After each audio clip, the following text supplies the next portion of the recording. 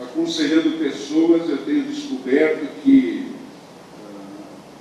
a não ser que você opte por ignorar alguma área essencial, vai precisar de um padrão firme para equilibrar a sua vida.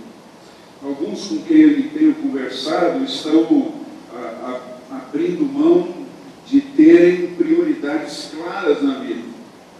Não dá para ter esse nível de organização. O que vier eu estou encarando. Vai e vamos embora. Outras pessoas estão investindo no ganhar mais do que recebe.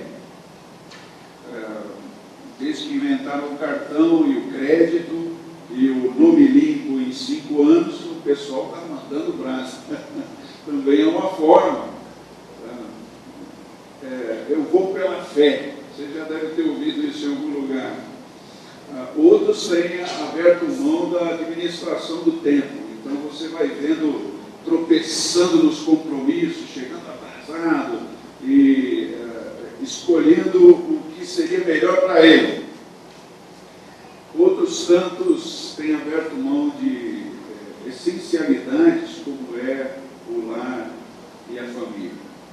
Bom, gerenciar todas as tarefas e ainda ser eficaz no que se realiza é realmente um desafio imenso. Por isso temos estudado ultimamente o texto do Salmo 119, que é para nós, tem sido para nós uma fonte de informação a esse respeito. Como é que eu posso equilibrar o meu dia a dia, trazer para dentro do meu coração e da minha casa equilíbrio em tudo que eu vou viver e conseguir alcançar objetivos?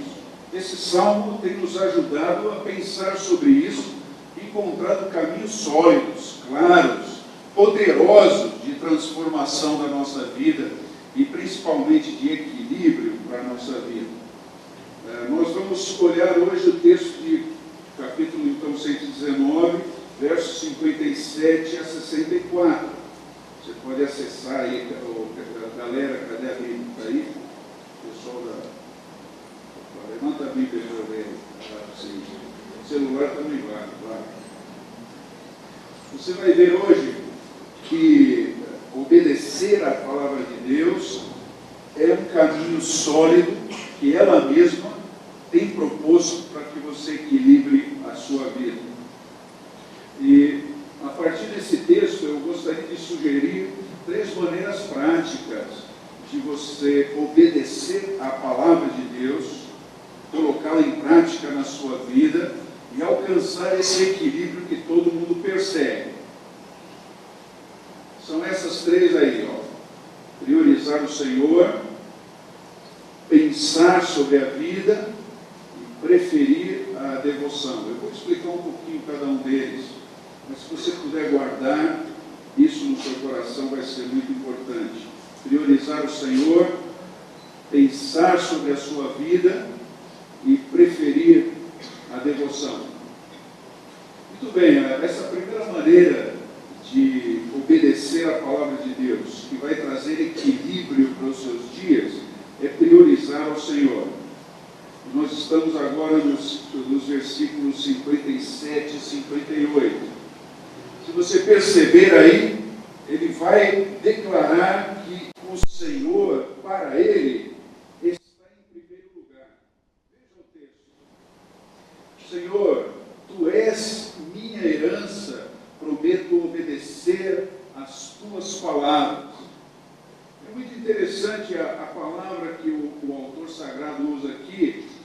Ele escreveu esse texto em hebraico. A palavra herança tem a ver com porção.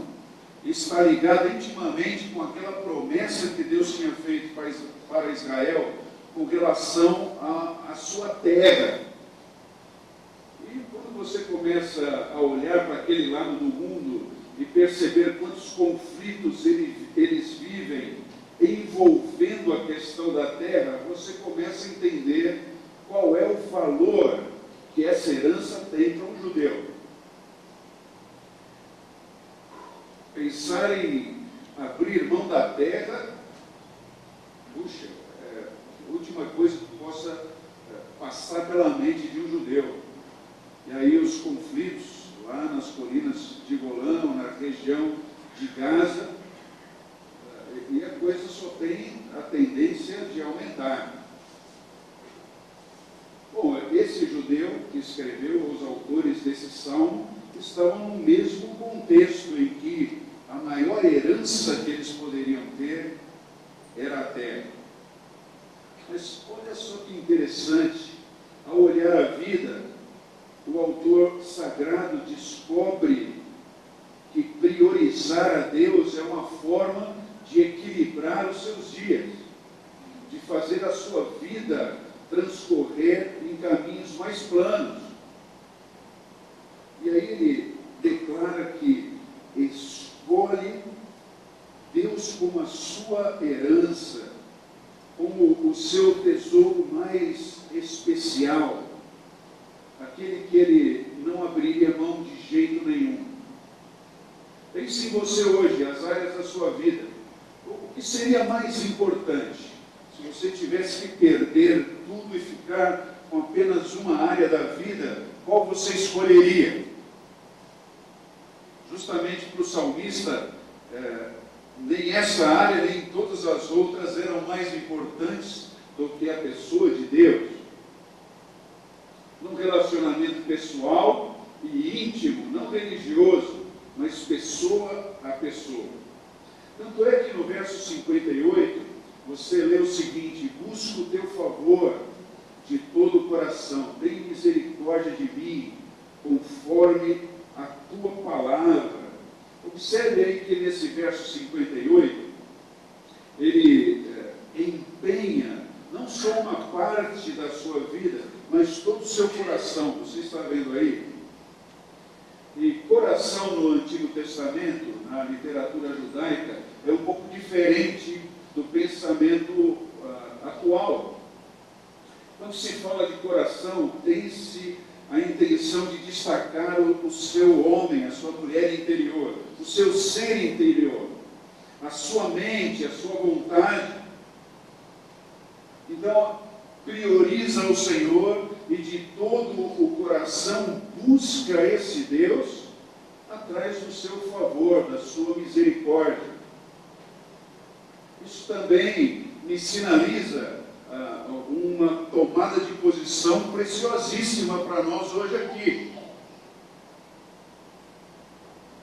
Alguém que tem consciência de que necessita receber misericórdia, que precisa dela, é a pessoa que reconheceu a sua falibilidade, a sua fragilidade diante da vida.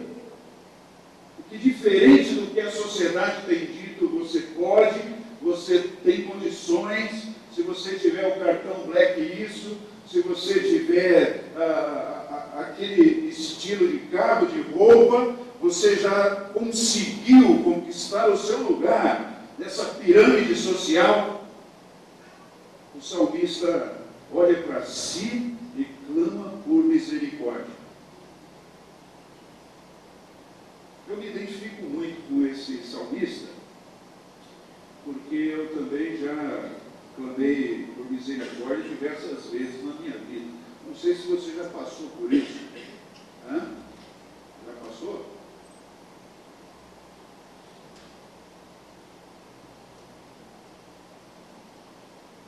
É interessante que quando você prioriza o Senhor, sempre há uma resposta para essa busca por misericórdia. A busca por misericórdia nada mais é que você admitir que existe um espaço de carência imenso dentro de você que precisa receber um tratamento de ordem emocional, espiritual, física. Quem aqui não está passando por dificuldades na vida? Eu também não sou diferente. Você sabe que eu tenho lutado ultimamente com um processo depressivo. Estou indo médico, mas eu chego lá. Mas uma das noites lá em casa, ali ali se foi deitar, não estava bem, e eu fiquei sozinho na sala e comecei a acessar a televisão, tentando achar alguma coisa que pudesse falar comigo de alguma forma. Então comecei a passar por aqueles programas que eu mais aprecio, programa do Ratinho, o Big Brother, não, brincadeira, o pessoal de novo, desgrava essa parte. Não, eu sentado ali e tentando achar alguma coisa. Aí eu falei para mim mesmo, bom, isso não vai me levar a nada, o negócio é que eu tenho que conversar com aquele que eu tenho priorizado na minha vida. Desliguei a TV, apaguei a luz, e ajoelhei na sala e comecei a pedir misericórdia a Deus, porque o meu coração estava cheio de sentimentos de morte, de tristeza, de abatimento, daquela sensação de não pertencer mais a nada e nem ninguém. O buraco interior parecia maior do que a própria existência. E ali orei durante um tempo, e quando saí da oração, estava da mesma forma. Falei, puxa vida, deixa eu olhar o celular.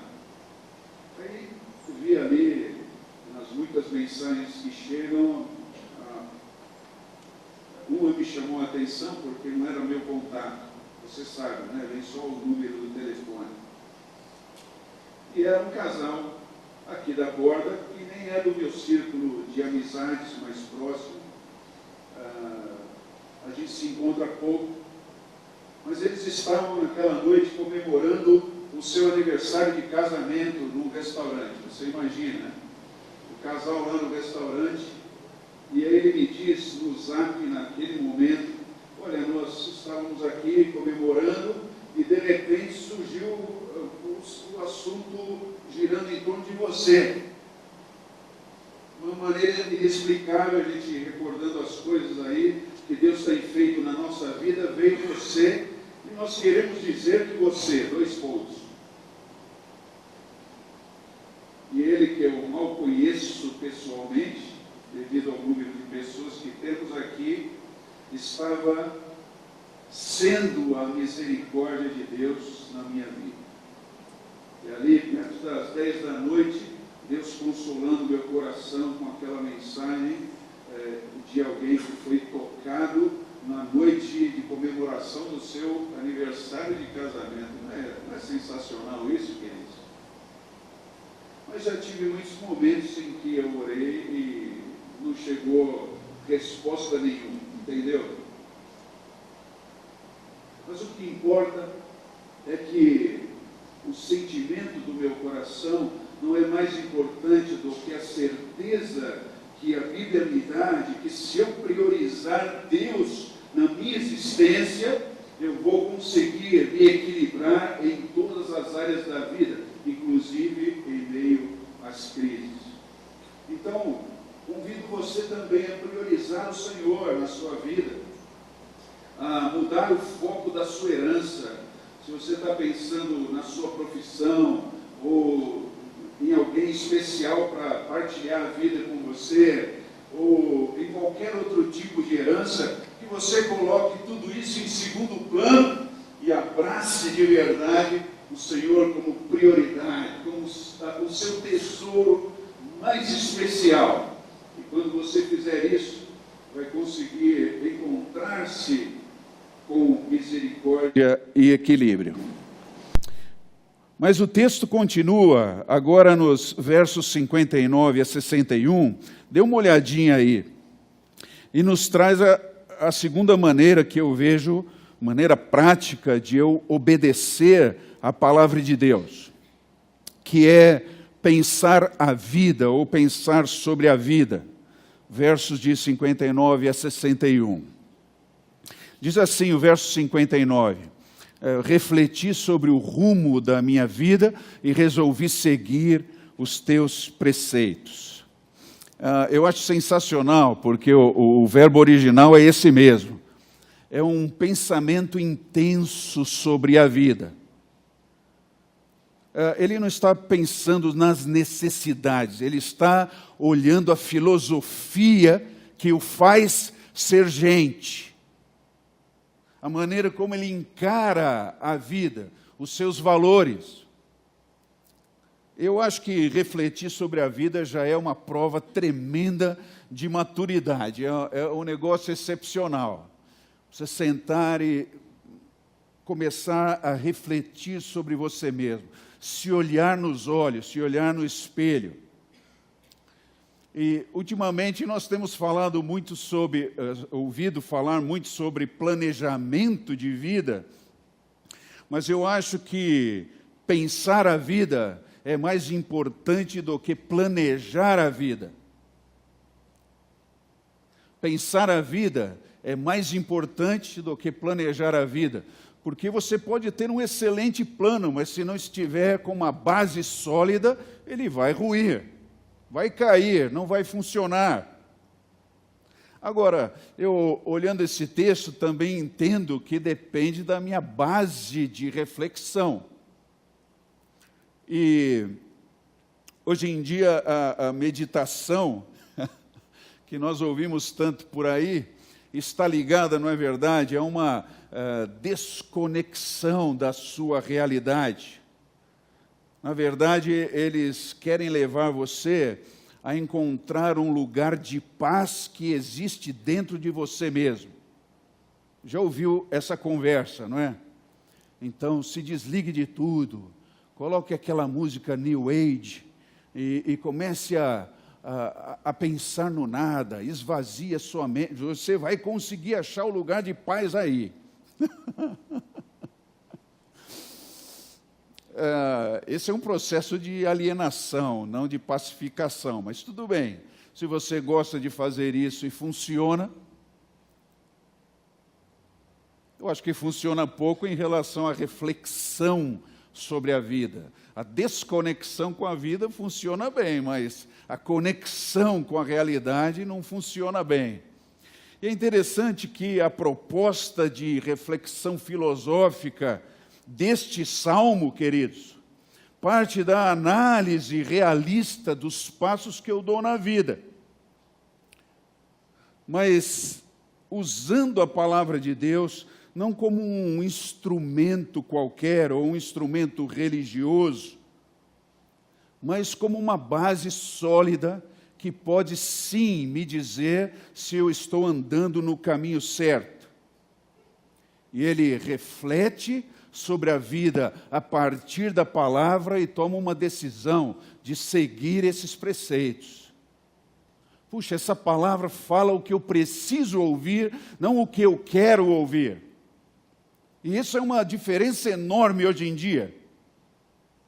Imagine você indo a um psicólogo e você senta lá e começa a terapia. E ele diz, então, o que você tem feito na vida? Eu tenho feito isso muito bem, mas tem dado tudo errado. Então é muito mal. Mas eu procurei fazer aquilo, acho que deu excelente. Mas não é tudo que eu gostaria. Também acho. Difícil, você não acha? Mas a palavra de Deus tem um outro caminho. Ele promove uma resolução de orientações que tira você do lugar comum, da tranquilidade, de uma vida estabilizada, sabe? Ele te leva para além de você mesmo. Isso é maravilhoso dentro da palavra de Deus. Mas perceba no verso 60 que ele, de alguma forma, não quer perder essa consciência que ele ganhou na reflexão da vida. Eu me apressarei, sem demora, obedecerei aos teus mandamentos. Veja que é uma decisão que ele não pode deixar para amanhã. Ele se apressa, queridos, porque de alguma forma pode abrir-se dentro dele um espaço para hesitação. E assim comigo e com você, a palavra de Deus nos abre uma porta e diz, é por aqui que você deve ir. Se você não for logo, será que devo ir? Começa a entrar em ação um coração que é vocacionado ao orgulho, é ou não é? O nosso coração é enganoso. Começa a falar com a gente, será que realmente você deve abrir mão disso para ir por esse caminho da palavra de Deus? Será que vai funcionar de verdade? Não, o salmista não dá papo, não dá pano para manga, ele já decide e vai embora. Eu preciso me apressar. Agora, se você olhar no próximo texto, verso 61, percebe que não é só o coração orgulhoso que pode retirar dele o privilégio de uma mudança de rumos na vida, mas existem pessoas ao redor dele. Os perversos tentam me arrastar, mas não me esquecerei da tua lei. Observe aí, pessoas ao redor dele que não têm a Bíblia e Deus como prioridade, que não estão pensando a vida por meio da palavra de Deus, estão propondo para ele caminhos que, num primeiro momento, parecem muito mais atraentes. E pela segunda vez, ele vai dizer de forma enfática: eu não vou dar atenção a isso, eu não vou me esquecer do que o Senhor tem falado na sua lei. Então não dá ouvidos a um coração que pode levá-lo para longe do equilíbrio, e também de pessoas que gostam de opinar na vida da gente. Você já fez isso, você já fez aquilo. Se eu estivesse no seu lugar, faria aquilo outro. Você já tentou aquilo outro. E aí, se você não está firme na sua decisão de priorizar o Senhor e refletir a vida por meio da palavra, começa a balançar, meu. Ai, amiga, dá um abraço e chora. Ô, amigo, muito obrigado. Essa sua palavra... Agora, eu acho que uma coisa que também dispõe contra a nossa aproximação das coisas de Deus é a última palavrinha do verso 61.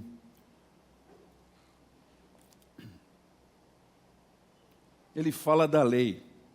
Eu acho que nós ficamos um pouco acuados quando falamos de lei. No nosso contexto é sempre algo punitivo, não é verdade? Se você transgredir a lei, será multado, vai para a cadeia, vai ter alguma consequência ruim. Mas a palavra hebraica para a lei, que é tão famosa, Torá, não significa isso.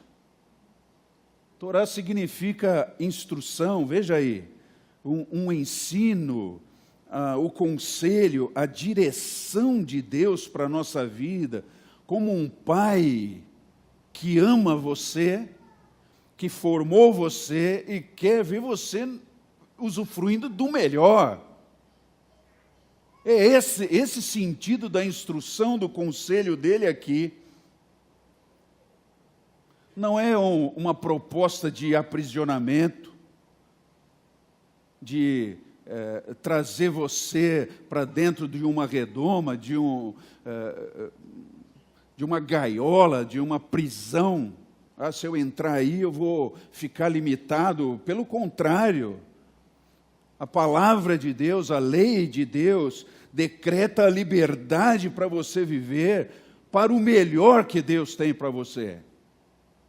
Ele nunca olha para você e diz: o que eu vou fazer hoje para prejudicar esse meu filho?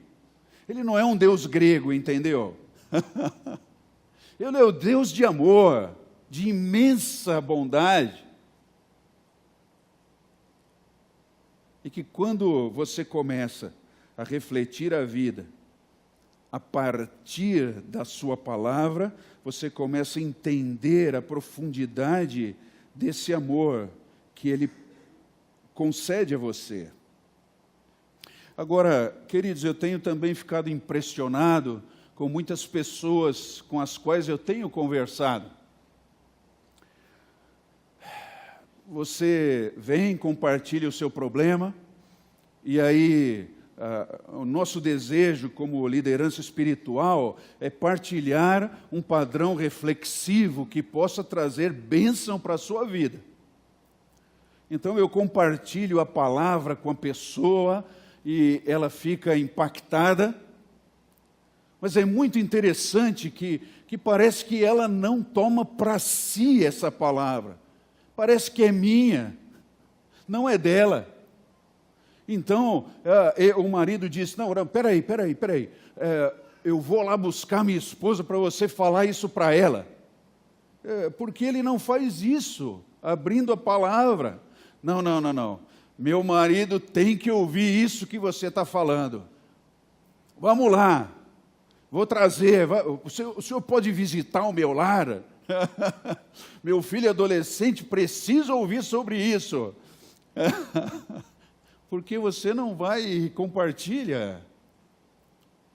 Ou então, depois de 55 minutos, 1 hora de conversa, a pessoa separa lá 3, 4 minutos e sai então dizendo, o pastor disse isso, o pastor disse aquilo. Não, eu não disse nada. Hein? Não, o pastor sugeriu que eu fizesse isso, nós não sugerimos nada, a gente só indica o caminho da palavra. Se você se alinhar pela palavra, fizer isso o mais rápido possível, para que outras influências, seja do seu coração ou das pessoas ao seu redor, não alcancem você, não aprisionem você, para caminhos que vão lhe tirar a liberdade que Deus propõe, você vai alcançar equilíbrio em todas as áreas da sua vida. Mas o texto também nos fala de uma terceira forma que podemos abraçar para obedecer a palavra de Deus de maneira prática, além de priorizar o Senhor e pensar a vida. Você veja aí os versos 62 a 64, em que ele nos mostra que você deve preferir a devoção. Eu preciso explicar bem o que é essa devoção. Veja o verso 62. Levanto-me à meia-noite para te dar graças por teus justos estatutos. Ele está falando de devoção. Devoção não é uma prática religiosa, segundo a palavra de Deus. Entenda isso. Esse livro não propõe um caminho religioso, porque esse livro e Deus e Cristo não acreditam nisso. Nunca pregaram isso. Pelo contrário, se opuseram veementemente a caminhos religiosos. Porque a tendência da religião é empedrar o coração das pessoas. Ela não implica em relacionamento, mas num desempenho exterior de leis que não transformam a vida. Só aprisionam pessoas em caixas. Entende isso?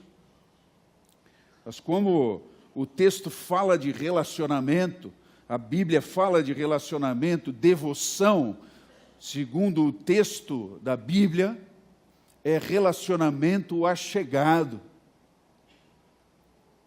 Então, preferir devoção é preferir relacionamento achegado. Mas vamos ver como o autor aqui desenvolve essa devoção que ele prefere. Ele diz aí no texto que se levanta no meio da noite. Você sabe, essa não era uma prática religiosa da época. O judeu separava 3 vezes ao dia para fazer as suas orações religiosas. Mas esse sujeito, preferindo a devoção, acordou no meio da madrugada. Agora veja o que esse sujeito fez quando ele levantou de madrugada fora do seu contexto religioso. Ele deu graças. Ele agradeceu pela palavra do Senhor na vida dele. Isso é relacionamento.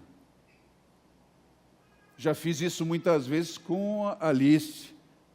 Ela já estava até dormindo, eu a acordei com um beijinho. E, desculpa, querido, só queria agradecer por você na minha vida. Pode voltar a dormir. Não, vem aqui e tal. Brincadeira, mas fazer isso com Deus, fora de um processo religioso, e aí eu te pergunto, como é que você tem buscado ao Senhor? Qual tem sido o seu costume que tem aprisionado você em caminhos que tem gosto de cabo de guarda-chuva? E quanta gente vem falando a respeito de frieza espiritual, porque tem buscado desenvolver a vida com Deus na base da religiosidade, do religiosismo, quando a proposta é relacional.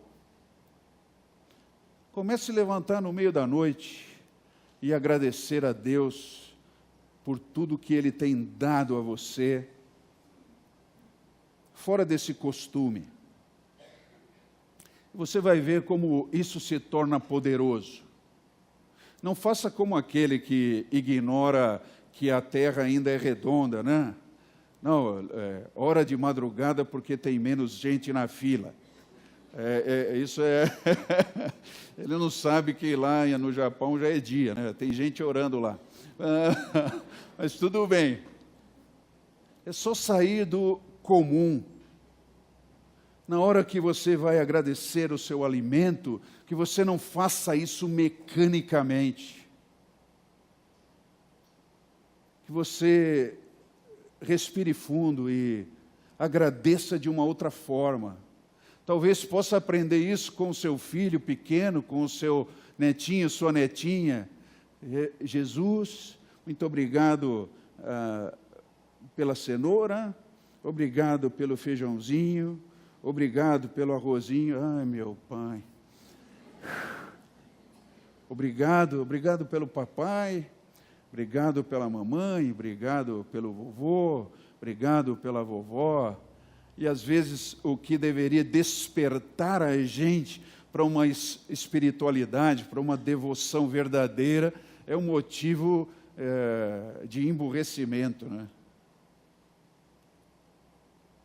Acho interessante ele se levantar de madrugada e não se apresentar aqui para nós como esse pedinte inveterado, um sujeito que, ao ver Deus, já puxa a sua lista de necessidades, como se ele fosse o gênio da lâmpada, o Papai Noel.